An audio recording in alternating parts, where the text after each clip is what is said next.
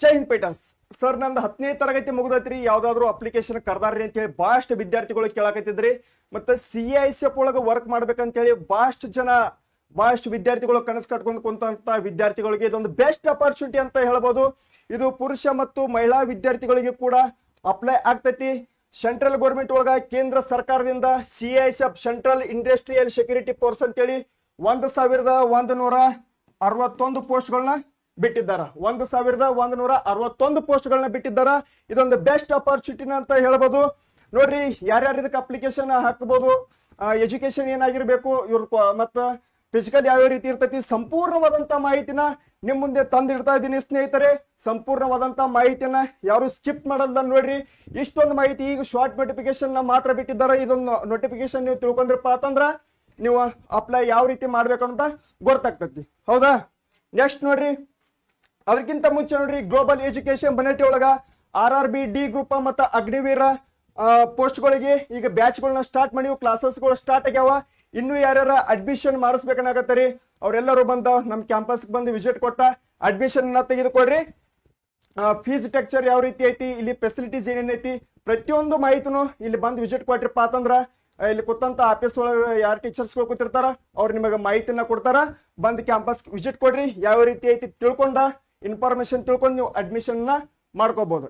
Next ನೋಡ್ರಿ, ಇವ್ರು ನೋಡ್ರಿ ಕಡಿಮೆ ಪೋಸ್ಟ್ ಅದಾವ ಅಂತೇಳಿ ಯಾರು ಸುಮ್ ಕುಂದ್ರಾಕ್ ಹೋಗ್ಬೇಡ್ರಿ.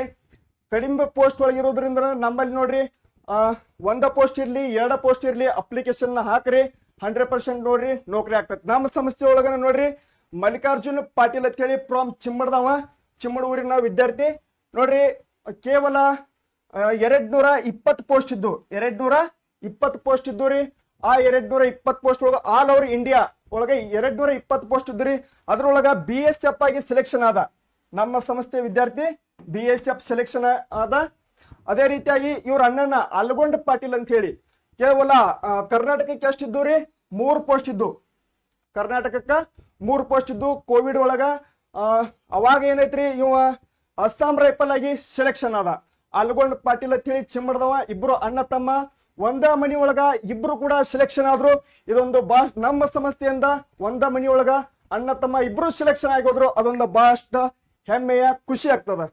ನೆಕ್ಸ್ಟ್ ನೋಡ್ರಿ, CISF ಒಳಗೆ ನೋಡ್ರಿ ಎಷ್ಟೆಷ್ಟು ಪೋಸ್ಟ್ ಅದಾವ ನೋಡ್ರಿ. ಯಾವ್ಯಾವ ಹುದ್ದೆಗಳಿಗೆ ಎಷ್ಟೆಷ್ಟು ಪೋಸ್ಟ್ ಅದಾವಪ್ಪ ಅಂತಂದ್ರ ನೋಡ್ರಿ, ಟೋಟಲ್ ಆಗಿ ಬಂದ್ಬಿಟ್ಟು ನಿಮಗ 1161 ಪೋಸ್ಟ್ಗಳದಾವ. ಟೋಟಲ್ ಬಂದ್ಬಿಟ್ಟು 1161 ಪೋಸ್ಟ್ಗಳದಾವ. ಇಲ್ಲೇನು ಡಿವೈಡ್ ಮಾಡಿ ಕೊಟ್ಟ ನೋಡ್ರಿ. ಈ ಹುದ್ದೆಗಳಿಗೆ ಎಷ್ಟೆಷ್ಟು ಪೋಸ್ಟ್ ಅದಾವ ಗೊತ್ತಾಗ್ತೈತಿ ನೋಡ್ರಿ. ನಿಮ್ಗ ಕುಕ್ ಒಳಗೆ ಬಂದ್ಬಿಟ್ಟು ನೋಡ್ರಿ, ಮೇಲ್ದವ್ರಿಗೆ 400 ಅದಾವ, ಫಿಮೇಲ್ದವ್ರಿಗೆ 44 ಪೋಸ್ಟ್ ಅದಾವ. ಇದು ಪುರುಷ ಮತ್ತು ಮಹಿಳಾ ವಿದ್ಯಾರ್ಥಿಗಳಿಗೆ ಇಬ್ರಿಗೆ ಕೂಡ ಪೋಸ್ಟ್ಗಳದಾವ. ESM ಅಂದ್ರ ಎಕ್ಸ್ ಸರ್ವಿಸ್ ಮ್ಯಾನ್ ಅವ್ರಿಗೆ ಕೂಡ 49 ಪೋಸ್ಟ್ಗಳು ಅದಾವ. ಟೋಟಲ್ ಆಗಿ ಬಂದ್ಬಿಟ್ಟು 493 ಪೋಸ್ಟ್ಗಳು ಖಾಲಿ ಅದಾವ. ನೆಕ್ಸ್ಟ್ ಬಂದ್ಬಿಟ್ಟು ನೋಡ್ರಿ, ಕಾಬ್ಲರ್ ಮೇಲ್ದವ್ರಿಗೆ 7 ಅದಾವ, ಫಿಮೇಲ್ದವ್ರಿಗೆ 1 ಐತಿ, ESM ದವ್ರಿಗೆ 1 ಐತಿ. ಟೋಟಲ್ ಆಗಿ ಬಂದ್ಬಿಟ್ಟು 9 ಪೋಸ್ಟ್ಗಳು ಖಾಲಿ ಅದಾವ. ನೆಕ್ಸ್ಟ್ ನೋಡ್ರಿ, ಟೇಲರ್ದವ್ರಿಗೆ 19 ಪೋಸ್ಟ್ಗಳು ಅದಾವ. ಅಂದ್ರೆ ಟೇಲರ್ ಅಂದ್ರೆ ಈ ಹುದ್ದೆ ಏನಪ್ಪಾ ಅಂತಂದ್ರ ಅಲ್ಲಿ ಸರ್ವಿಸ್ ಮಾಡೋದ್ ಮುಂದೆ ಬಟ್ಟೆಗಳು ಅವಾಗಲಿ ಹೊಲಿದು ಯಂತ್ರ ಇದನ್ನ ಮಾಡೋದು ಅಂತ ಒಂದು ವರ್ಕ್ ಇರ್ತೈತಿ. ಹೌದಾ? ಇವಕ್ಕೆ ಎಷ್ಟು ಅದಾವ ನೋಡ್ರಿ, ಪುರುಷರಿಗೆ 19 ಅದಾವ, ಮಹಿಳೆಯರಿಗೆ 2 ಪೋಸ್ಟ್ಗಳು ಅದಾವ. ಟೋಟಲ್ ಬಂದ್ಬಿಟ್ಟು ನೋಡ್ರಿ ನಿಮ್ಗ 23 ಪೋಸ್ಟ್ಗಳು ಅದಾವ. ನೆಕ್ಸ್ಟ್ ನೋಡ್ರಿ, ಬರ್ಬರ್ದವ್ರಿಗೆ ಎಷ್ಟು ಅದಾವ? 163 ಅದಾವ. ಪುರುಷರಿಗೆ ಮಹಿಳೆಯರಿಗೆ 17 ಅದಾವ. ಟೋಟಲ್ ಆಗಿ ಬಂದ್ಬಿಟ್ಟು 199 ಹುದ್ದೆಗಳು ಖಾಲಿ ಅದಾವ. ನೆಕ್ಸ್ಟ್ ನೋಡ್ರಿ, ವಾಷರ್ಮ್ಯಾನ್ದವ್ರಿಗೆ 212 ಅದಾವ. ಮೇಲ್ದವ್ರಿಗೆ ಫಿಮೇಲ್ದವ್ರಿಗೆ 24 ಪೋಸ್ಟ್ಗಳು ಖಾಲಿ ಅದಾವು. ಟೋಟಲ್ ಆಗಿ ಬಂದ್ಬಿಟ್ಟು 262 ಪೋಸ್ಟ್ಗಳು ಖಾಲಿ ಅದಾವ. ಇದೊಂದು ಬೆಸ್ಟ್ ಅಪರ್ಚುನಿಟಿ ಅಂತ ಹೇಳ್ಬೋದ್ರಿ. ಹೌದ್ರಿ? ಇದು ಸ್ವೀಪರ್ದವ್ರಿಗೆ ನೋಡ್ರಿ, ಸ್ವೀಪರ್ ಅಂದ್ರೆ ಅಲ್ಲಿ ಕ್ಲೀನಿಂಗ್ ಡಿಪಾರ್ಟ್ಮೆಂಟ್ ಒಳಗ ವರ್ಕ್ ಮಾಡೋದಿರ್ತೈತಿ. ಹೌದಾ? 123 ಪೋಸ್ಟ್ಗಳ ಪುರುಷ ವಿದ್ಯಾರ್ಥಿಗಳಿಗೆ ಇರ್ತಾವ. ಮಹಿಳಾ ವಿದ್ಯಾರ್ಥಿಗಳಿಗೆ 14 ಪೋಸ್ಟ್ಗಳು ಇರ್ತಾವ. ಟೋಟಲ್ ಆಗಿ ಬಂದ್ಬಿಟ್ಟು ನಿಮಗ 152 ಪೋಸ್ಟ್ಗಳ ಖಾಲಿ ಅದಾವ. ಇದೊಂದು ಬೆಸ್ಟ್ ಅಪರ್ಚುನಿಟಿ ಅಂತ ಹೇಳ್ಬೋದು. ಟೋಟಲ್ ಆಗಿ ಬಂದ್ಬಿಟ್ಟು ನಿಮ್ಗ 1161 ಅದಾವ್ರಿ. ಹೌದ್ರಿ? ಈ ಅಪರ್ಚುನಿಟಿ ಒಟ್ಟ ಮಿಸ್ ಮಾಡ್ಕೊಳಕ್ ಹೋಗ್ಬೇಡ್ರಿ. ಈಗ ನೋಡ್ರಿ, ಪೇಂಟರ್ದವ್ರಿಗೆ ಪುರುಷರಿಗೆ 2 ಅದಾವ, ಮಹಿಳಾ ವಿದ್ಯಾರ್ಥಿಗಳಿಗೆ ಏನೂ ಇರಂಗಿಲ್ಲ. ಹೌದಾ? ಟೋಟಲ್ ಆಗಿ ಬಂದ್ಬಿಟ್ಟು 2 ಪೋಸ್ಟ್ಗಳು ಖಾಲಿ ಅದಾವ ಪೇಂಟರ್ ಒಳಗೆ. ನೆಕ್ಸ್ಟ್ ಕಾರ್ಪೆಂಟರ್ ಒಳಗೆ ನೋಡ್ರಿ, ಪುರುಷ ವಿದ್ಯಾರ್ಥಿಗಳಿಗೆ 7 ಹುದ್ದೆಗಳು ಅದಾವ, ಮಹಿಳಾ ವಿದ್ಯಾರ್ಥಿಗಳಿಗೆ 1 ಪೋಸ್ಟ್ ಖಾಲಿ ಐತಿ. ಟೋಟಲ್ ಆಗಿ ಬಂದ್ಬಿಟ್ಟು 9 ಪೋಸ್ಟ್ಗಳು ಖಾಲಿ ಇರ್ತಾವ. ನೆಕ್ಸ್ಟ್ ನೋಡ್ರಿ, ಎಲೆಕ್ಟ್ರಿಷಿಯನ್ ಒಳಗ ಪುರುಷ ವಿದ್ಯಾರ್ಥಿಗಳೊಳಗ 4 ಅದಾವ, ಟೋಟಲ್ ಆಗಿ ಬಂದ್ಬಿಟ್ಟು 4 ಪೋಸ್ಟ್ಗಳು ಖಾಲಿ ಅದಾವ. ನೆಕ್ಸ್ಟ್ ನೋಡ್ರಿ, ಮಾಲಿ ಅವ್ರಿಗೆ, ಮಾಲಿ ಅಂದ್ರ ಡ್ರೈವರ್ ಮಾಡೋದು, ಮಾಲಿ ಅಂದ್ರ ಡ್ರೈವರ್ ಮಾಡೋದು, ಅಲ್ಲಿ ಗಾಡಿದು ಹೊಡಿದಿರ್ತೈತ್ರಿ, ಆ ಡಿಪಾರ್ಟ್ಮೆಂಟ್ ಒಳಗ ವರ್ಕ್ ಮಾಡೋದಿರ್ತೈತ್ರಿ. ಟೋಟಲ್ ಆಗಿ ಬಂದ್ಬಿಟ್ಟು ನಿಮಗ 4 ಪೋಸ್ಟ್ಗಳು ಖಾಲಿ ಅದಾವ. ಟೋಟಲ್ ಆಗಿ ಬಂದ್ಬಿಟ್ಟು 4 ಪೋಸ್ಟ್ಗಳು ಖಾಲಿ ಅದಾವ. ಹೌದಾ, ಪುರುಷ ವಿದ್ಯಾರ್ಥಿಗಳಿಗೆ ಮಾತ್ರ ಇರ್ತೈತಿ ಡ್ರೈವಿಂಗ್ ಪೋಸ್ಟ್ ಒಳಗ. ನೆಕ್ಸ್ಟ್ ನೋಡ್ರಿ, ವೆಲ್ಡರ್ ಪುರುಷ ವಿದ್ಯಾರ್ಥಿಗಳಿಗೆ 1 ಐತಿ, ಟೋಟಲ್ ಆಗಿಬಿಟ್ಟು 1 ಐತಿ. ಪುರುಷ ವಿದ್ಯಾರ್ಥಿಗಳು ಮಾತ್ರ ಅಪ್ಲಿಕೇಶನ್ ಹಾಕ್ಬಹುದು. ನೆಕ್ಸ್ಟ್ ಚಾರ್ಜ್ ಮೆಕ್ಯಾನಿಕ್, ಇದು ಕೇವಲ 1 ಪೋಸ್ಟ್ ಐತ್ರಿ. ಹೌದಾ, ಕೇವಲ ಲಾಸ್ಟ್ 1 ಪೋಸ್ಟ್ ಐತಿ. MP ಅಟೆಂಡೆಂಟ್ ಅಂದ್ರ 2 ಪೋಸ್ಟ್ಗಳು ಖಾಲಿ ಅದಾವ್ರಿ. ಹೌದಾ, ಟೋಟಲ್ ಆಗಿ ಬಂದ್ಬಿಟ್ಟು 2 ಪೋಸ್ಟ್ಗಳು ಖಾಲಿ ಅದಾವು. ಟೋಟಲ್ ಆಗಿ ಬಂದ್ಬಿಟ್ಟು 1161 ಹುದ್ದೆಗಳನ್ನ ಖಾಲಿ ಅದಾವ. ಎಲ್ಲ ನಿಮ್ಮ ಯಾರ್ಯಾರು ಸರ್ಕಾರಿ ಜಾಬ್ ಹಿಡಿಬೇಕಂತೇಳಿ, ಸೆಂಟ್ರಲ್ ಗೌರ್ಮೆಂಟ್ ಒಳಗೆ ಜಾಬ್ ಹಿಡಿಬೇಕಂತೇಳಿ ಯಾರ್ಯಾರು ಕನಸ್ಕೊಂಡು ಕೂತಾರಲ್ಲ, ಅಗ್ದಿ ಬೆಸ್ಟ್ ಆಗಿ ಈಸಿಯಾಗಿ ನೌಕರಿ ಹಿಡ್ಕೋಬಹುದು. ಅಂತ ಒಂದು ವಿದ್ಯಾರ್ಥಿಗಳು ಯಾರ್ಯಾರು ಕಟ್ಕೊಂಡ್ ಕೂತಾರಲ್ಲ, CISF ಒಳಗೆ ಕೆಲಸ ಮಾಡತ್ತಂತೇಳಿ, ಅಂತ ಒಂದು ವಿದ್ಯಾರ್ಥಿಗಳೊಳಗ ಈ ವಿಡಿಯೋನ ಶೇರ್ ಮಾಡ್ರಿ. ಹೌದ್ರಿ. ನೆಕ್ಸ್ಟ್ ನೋಡ್ರಿ, ಪ್ರತಿಯೊಂದು ಅಪ್ಡೇಟ್ನ ನಿಮಗೆ ಕೊಡ್ತಿರ್ತೀನಿ, ಈ ವಿಡಿಯೋನ ನಿಮ್ಮ ಎಲ್ಲ ಸ್ನೇಹಿತರಿಗೂ ಶೇರ್ ಮಾಡುತ್ತ ಬರ್ರಿ. ಹೌದಾ.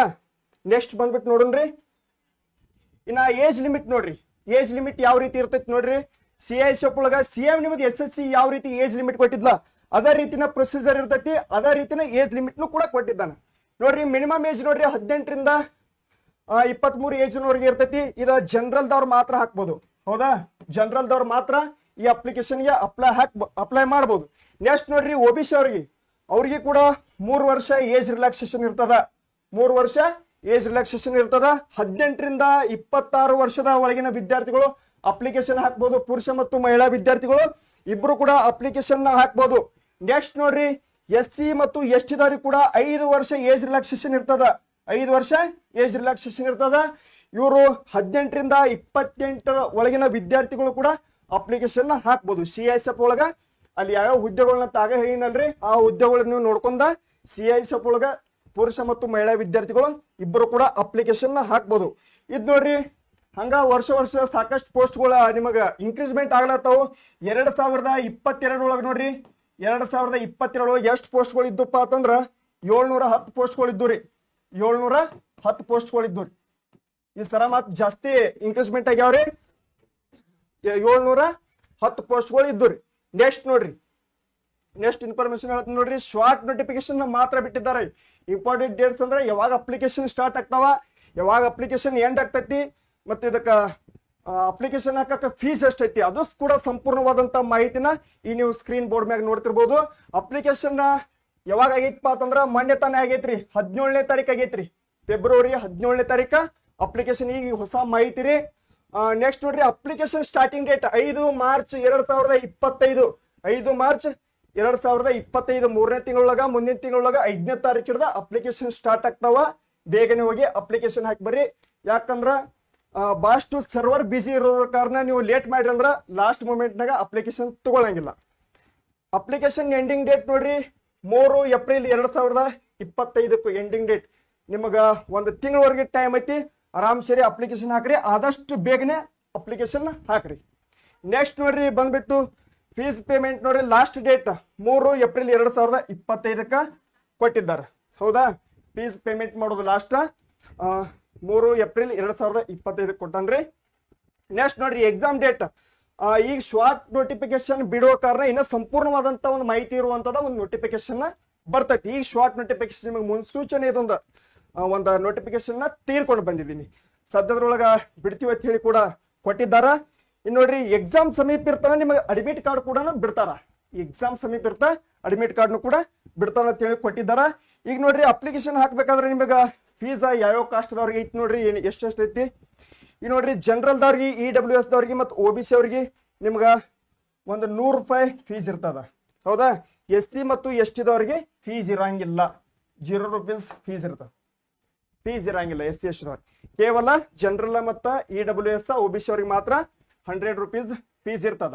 ಹೌದಾ, ಪ್ರತಿಯೊಂದು ಅಪ್ಡೇಟ್ಸ್ನ ನೀಡ್ತಾ ಇದ್ದೀನಿ ಸ್ನೇಹಿತರೆ. ಈ ವಿಡಿಯೋನ ಎಲ್ಲ ನಿಮ್ಮ ಕಾಂಪಿಟೇಟಿವ್ ಯಾರ್ಯಾರು ಓದತ್ತಾರಲ್ಲ ಸೆಂಟ್ರಲ್ ಗೌರ್ಮೆಂಟ್ ಒಳಗ ಅಂಥದ್ರೊಳಗೆ CISF ಸರ್ ಆಗಲೇಬೇಕು ಅಂತೇಳಿ ಕಾಯ್ಕೊಂಡು ಕೂತಾರಲ್ಲ ಅಂತ ಒಂದು ವಿದ್ಯಾರ್ಥಿಗಳಿಗೂ ಈ ವಿಡಿಯೋನ ತಪ್ಪದೆ ಶೇರ್ ಮಾಡ್ರಿ. ಪ್ರತಿಯೊಂದು ಅಪ್ಡೇಟ್ಸ್ನ ಇಷ್ಟೊಂದು ಮಾಹಿತಿ ತಿಳ್ಕೊಂಡ್ರ ನೋಡ್ರಿ, ಒಂದ್ ಹೇಳ್ತೇನೆ ರೀ, ನೀವು ಓದೋದಕ್ಕಿಂತ ನೋಟಿಫಿಕೇಶನ್ ತಿಳ್ಕೊಳ್ಳೋದು ಭಾಳಷ್ಟು ಇಂಪಾರ್ಟೆಂಟ್ ಐತಿ. ಯಾಕಂದ್ರೆ ನೋಟಿಫಿಕೇಶನ್ ತಿಳ್ಕೊಂಡ್ರಪ್ಪ ಅಂತಂದ್ರೆ ಯಾವ ಸಬ್ಜೆಕ್ಟ್ ಮ್ಯಾಗ ಎಷ್ಟೆಷ್ಟು ಕ್ವಶನ್ಸ್ಗಳ ಎಷ್ಟೆಷ್ಟು ಮಾರ್ಕ್ಸ್ ಇರ್ತಾವ ಅನ್ನೋದ ಪ್ರತಿಯೊಂದು ಅಪ್ಡೇಟ್ನ ಕೊಡ್ತಿರ್ತೀನಿ. ಅದರ ಪ್ರಕಾರ ನೀವು ಅದ ಒಂದು ಪ್ಯಾಟರ್ನ್ ಇಟ್ಟ ಓದಿರಿ ಅಂದ್ರೆ ನಿಮಗೆ ಹೆಲ್ಪ್ ಆಗ್ತೈತಿ. ಯಾಕಂದ್ರೆ CISF ಒಳಗ ಯಾವ ಪ್ಯಾಟರ್ನ್ ಬರ್ತೈತಿ ನೀವು ಬೇರೆ ಪ್ಯಾಟರ್ನ್ ತಗೊಂಡ್ ಕೂತಿರ್ತೀರಿ, ಆ ರೀತಿ ಓದ್ಬೇಡ್ರಿ. ನಾವೊಂದು ಮಾಹಿತಿ ಅದ್ಭುತವಾದಂತ ಮಾಹಿತಿನ ನೀಡ್ತಿರ್ತೀನಿ. ಈ ಪ್ಯಾಟರ್ನ್ ತಕ್ಕಂಗ ನೀವು ಓದಿರಿಪ್ಪ ಅಂತಂದ್ರ 100% ನೀವು ಜಾಬ್ ಹಿಡಿತೀರಿ. ಹೌದಾ, ನೆಕ್ಸ್ಟ್ ನೋಡ್ರಿ, ಪ್ರೊಸೀಜರ್ ಯಾವ್ದೇ ರೀತಿ ಇರ್ತೈತಿ ನೋಡ್ರಿ. ಫಸ್ಟ್ ಏನಿರ್ತೈತಿ, ಸೆಕೆಂಡ್ ಏನಿರ್ತೈತಿ. CISF ಸೆಲೆಕ್ಷನ್ ಆಗ್ಬೇಕಾದ್ರ ಫಸ್ಟ್ PET ಅಂಡ್ PST ಇರ್ತೈತಿ. ಹೌದ್ರಿ, ಫಿಸಿಕಲ್ ಸ್ಟ್ಯಾಂಡರ್ಡ್ ಟೆಸ್ಟ್ ಇರ್ತದ. ಅದಾದ ನಂತರ ಡಾಕ್ಯುಮೆಂಟ್ ವೆರಿಫಿಕೇಶನ್ ಮಾಡ್ತಾರ. ಅದಾದ ನಂತರ ಟ್ರೇಡ್ ಟೆಸ್ಟ್ ಇರ್ತೈತಿ. ಟ್ರೇಡ್ ಟೆಸ್ಟ್ ಅಂದ್ರೆ ಈಗ ನೋಡ್ರಿ, ಅದ್ರೊಳಗೆ ಕುಕ್ಕಿಂಗ್ ಆಗಿರ್ಬೋದು, ಡ್ರೈವಿಂಗ್ ಪೋಸ್ಟ್ ಆಗಿರ್ಬೋದು. ಹೌದಾ, ಅದನ್ನೆಲ್ಲ ನಿಮ್ಗೆ ಟೆಸ್ಟ್ ಮಾಡ್ತಾರ. ಬೈಕ್ ಗಾಡಿದು ಹೊಡ್ಯಾಕ ಹಚ್ಚಿರ್ತಾರ, ಇಲ್ಲವ್ರ ಅಡಿಗೆ ಮಾಡುವಂತ ಪೋಸ್ಟ್ಗಳು ಅದಾವಲ್ಲ, ಅದೊಂದು ಟ್ರೇಡ್ ಟೆಸ್ಟ್ ತಗೋತಂತೇಳಿ ಕೊಟ್ಟಿದ್ದಾರ.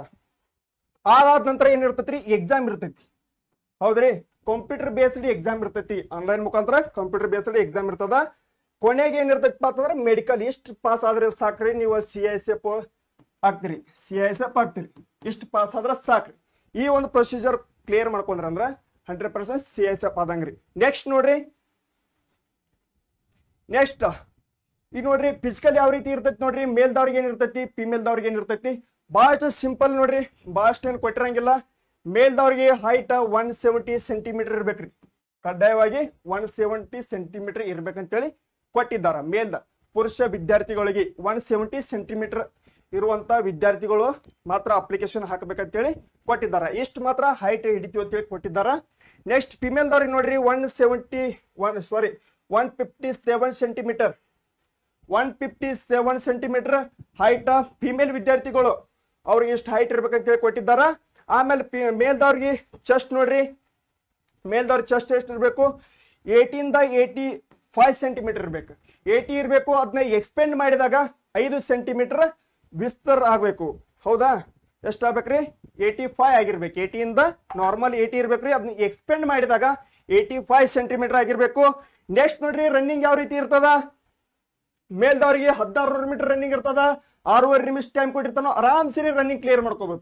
ಗ್ಲೋಬಲ್ ಎಜುಕೇಶನ್ ಬನೇಟಿಗೆ ಬಂದ್ರ ಸಂಪೂರ್ಣ ನೀವು ಪೂರ ಬೇಸಿಕ್ ಫೌಂಡೇಶನ್ ಹಿಡಿದು ಎಲ್ಲ ನೀವು ರನ್ನಿಂಗ್ ಆಗಲಿ ಎಕ್ಸಾಮ್ ಆಗಲಿ ಎಲ್ಲ ಕ್ಲಿಯರ್ ಮಾಡ್ಕೋಬಹುದು. ಹೌದಾ, ಎಲ್ಲ ಕ್ಲಿಯರ್ ಮಾಡ್ಕೋಬಹುದು. ಪ್ರತಿಯೊಂದು ನಿಮ್ಗ ಸೆಲೆಕ್ಷನ್ ಆಗುವಂತ ಪ್ರೊಸೀಜರ್ ಏನೇ ರೀತಿ ಪ್ರತಿಯೊಂದು ನಿಮ್ಗೆ 100% ಗ್ಯಾರಂಟಿ ಹೇಳ್ತೀನಿ ರೀ. ಆ ಪ್ರೊಸೀಜರ್ ಕ್ಲಿಯರ್ ಮಾಡಿಸ್ತೀವಿ. ಹೌದಾ, ಒಂದ್ಸಲ ಬಂದು ನಮ್ ಗ್ಲೋಬಲ್ ಎಜುಕೇಶನ್ ಬನೇಟಿಗೆ ಭೇಟಿ ಕೊಡ್ರಿ. ನೆಕ್ಸ್ಟ್ ನೋಡ್ರಿ, ರನ್ನಿಂಗ್ 16 ಮೀಟರ್ ತನಕ 6.5 ನಿಮಿಷ ಇರ್ತದ. ಇದು ಪುರುಷ ವಿದ್ಯಾರ್ಥಿಗಳಿಗೆ. ಹೌದಾ, ಪುರುಷ ವಿದ್ಯಾರ್ಥಿಗಳು 1600 ಮೀಟರ್ ರನ್ನಿಂಗ್ ಅನ್ನ 6.5 ನಿಮಿಷ ಒಳಗ ಫಿನಿಶ್ ಮಾಡ್ರಿ. ನೆಕ್ಸ್ಟ್ ನೋಡ್ರಿ, ಫಿಮೇಲ್ ವಿದ್ಯಾರ್ಥಿಗಳು 800 ಮೀಟರ್ ಅನ್ನ 4 ನಿಮಿಷ ಒಳಗ ಫಿನಿಶ್ ಮಾಡ್ರ ಅವ್ರ ರನ್ನಿಂಗ್ ಕ್ಲಿಯರ್ ಆದಾಗ. ಹೌದಾ, ಆರಾಮ್ ಸೇರಿ ಪ್ರಾಕ್ಟೀಸ್ ಮಾಡ್ಬೋದು. ನೆಕ್ಸ್ಟ್ ನೋಡ್ರಿ, ಪ್ಯಾಟರ್ನ್ ಯಾವ ರೀತಿ ಇರ್ತದ ನೋಡ್ರಿ. ಸೇಮ್ ಯಾವ ರೀತಿ ಇರ್ತದಪ್ಪ ಅಂತಂದ್ರೆ SSC GD ಏನ್ ಓದಿರಿ ಅದ ಪ್ಯಾಟರ್ನ್ ಇರ್ತದ. CISF ಒಳಗ ಯಾವ ರೀತಿ ಇರ್ತೈತಿ ನೋಡ್ರಿ. GK ಆಗಲಿ, ಮ್ಯಾಥ್ಸ್ ಆಗಲಿ, ರೀಸನಿಂಗ್ ಆಗಲಿ, ಇಂಗ್ಲಿಷ್ ಅಂಡ್ ಹಿಂದಿ ಗ್ರಾಮರ್ ಇರ್ತೈತಿ. ಲ್ಯಾಂಗ್ವೇಜ್ ನೋಡ್ರಿ, English and Hindi same SSC ಯಾವ ರೀತಿ ಇರ್ತೈತಿಲ್ಲ ಅದ ರೀತಿನ ಕೊಟ್ಟಿರ್ತಾರ. ಹೌದಾ, GK ಆಗಲಿ ನೋಡ್ರಿ 25 ಕ್ವಶನ್ಸ್ ಇರ್ತಾವ, 25 ಮಾರ್ಕ್ಸ್ ಇರ್ತೈತಿ. ಹೌದಾ, ಮ್ಯಾಥ್ಸ್ ನೋಡ್ರಿ 25 questions 25 marks. Reasoning 25 questions 25 marks. English and Hindi language ಕೂಡ ಕೇಳಿದಾರ. 25 ಕ್ವಶನ್ಸ್ ಇರ್ತಾವ, 25 ಮಾರ್ಕ್ಸ್. 100 questions 100 marks. ನಿಮಗೆ ಎಷ್ಟು ಗಂಟೆ ಟೈಮ್ ಇರ್ತೈತಪ್ಪ ಅಂತಂದ್ರ 1 ತಾಸ 20 ನಿಮಿಷವರೆಗೆ ಟೈಮಿಂಗ್ ಕೊಟ್ಟಿರ್ತಾರ. ಹೌದಾ, 1 ತಾಸ 20 ನಿಮಿಷ ಟೈಮಿಂಗ್ ಕೊಟ್ಟಿರ್ತಾರ. ಸೇಮ್ SSC ಯಾರು ಓದಿರ್ಲಿಲ್ಲ ಅವ್ರಿಗೇನ್ಕ ಬಹಳಷ್ಟು ಹೆಲ್ಪ್ಫುಲ್ ಆಗ್ತೈತಿ ಅಂತ ಹೇಳ್ತೀನಿ ಸ್ನೇಹಿತರೆ. ಅವ್ರು ಯಾರು ಬಿಡಾಕ್ ಹೋಗ್ಬೇಡ್ರಿ. ಅಂತ ಒಂದು ವಿದ್ಯಾರ್ಥಿಗಳು ಈ ಒಂದು ನೋಟಿಫಿಕೇಶನ್ ಅಪ್ಲೈ ಮಾಡ್ರಿ. 100% ಹೇಳ್ತೀನಿ ರೀ. ಒಂದ್ ವೇಳೆ ಎಲ್ಲರೂ ನಿಮ್ದು SSC GD ಕ್ಲಿಯರ್ ಆಗಿಲ್ರಿ ಸರ್ ಅಂತೇಳಿ ಅಂತವ್ರು ನೀವು ಒಟ್ಟ ಸುಮ್ ಕುಂದ್ರಾಕ್ ಹೋಗ್ಬೇಡ್ರಿ. CISF ಕರ್ದಾನ ಸೆಂಟ್ರಲ್ ಗೌರ್ಮೆಂಟ್ ಒಳಗ ಬೆಸ್ಟ್ ಹುದ್ದೆ ಐತಿ. ಇದಕ್ಕೆ ಅಪ್ಲಿಕೇಶನ್ ಹಾಕ್ರಿ, 100% ಅಲ್ಲಿ ಸೆಲೆಕ್ಷನ್ ಆಗ್ತೀರಿ. ಹೌದ್ರಿ, ಇಷ್ಟೊಂದು ಮಾಹಿತಿನ ತೆಗೆದುಕೊಂಡು ಬಂದಿದ್ದೀನಿ ಸ್ನೇಹಿತರೆ. ಮತ್ತು ಇನ್ನು ಹೊಸ ಹೊಸ ನೋಟಿಫಿಕೇಶನ್ ಬಿಟ್ರೆ ನಿಮ್ಗೆ ಏನೈತ್ರಿ ಬಹಳಷ್ಟು ಬೇಗನೆ ನಾ ಅಪ್ಡೇಟ್ ಕೊಡ್ತಿರ್ತೀನಿ. ನೋಡ್ತಿರ್ತಕ್ಕಂಥ ಪ್ರತಿಯೊಂದು ವಿದ್ಯಾರ್ಥಿಗಳು ಗ್ಲೋಬಲ್ ಎಜುಕೇಶನ್ ಬನೇಟಿ ಯೂಟ್ಯೂಬ್ ಚಾನಲ್ನ ಫಾಲೋ ಮಾಡ್ರಿ, ಸಬ್ಸ್ಕ್ರೈಬ್ ಮಾಡ್ರಿ, ಲೈಕ್ ಮಾಡ್ರಿ, ಶೇರ್ ಮಾಡ್ರಿ. ಜೈ ಹಿಂದ್, ಜೈ ಭಾರತ್, ಭಾರತ್ ಮಾತಾ ಕಿ ಜೈ, ವಂದೇ ಮಾತರಂ.